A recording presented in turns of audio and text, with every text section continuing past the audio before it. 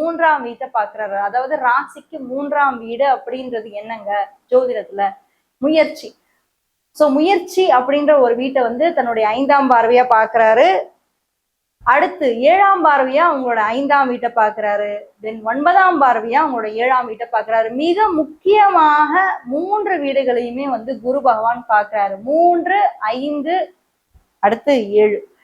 இதுல இந்த 5, 7 பாவங்கள் வந்து மிகவும் முக்கியமான ஒரு பாவம் நான் பாக்குறேன். இப்ப நீங்க 5ஆம் பாவம்ன்றது காதலுங்க, 7ஆம் பாவம் அப்படின்றது வந்து திருமணம். சனி பகவான் என்ன பண்ணிருக்காருன்னா ராசிக்கு 7ஆம் வீட்டுல அமர்ந்து உங்களைத்தான் பாப்பேன்னு பாக்குறாரு. அதாவது சமசப்தமா ராசியை பார்த்துட்டு இருக்காரு. கோச்சார ரீதியா கன்னி ராசியை பார்த்துட்டு இருக்காரு. சோ இது வந்து மிக முக்கியமான ஒரு விஷயமா நம்ம பாக்குறோம். இந்த இடத்துல சனி பகவான் திக்பலம் அடைகிறார். திக்பலம் அப்படின்னா ஒரு பிளானட் வந்து தன்னுடைய சொந்த இடமான 7ஆம் வீட்டுல அமர்ந்து ராசியை பார்க்கறதுன்றது திக்பலம் ஆகும். அது மட்டும் இல்லாம இந்த குரு பகவான் 11ஆம் வீட்டுல இருக்கக்கூடிய இந்த குரு பகவான் சனியையும் தொடர்பு கொள்றாரு தன்னுடைய 9ஆம் பார்வையின் மூலியமாக.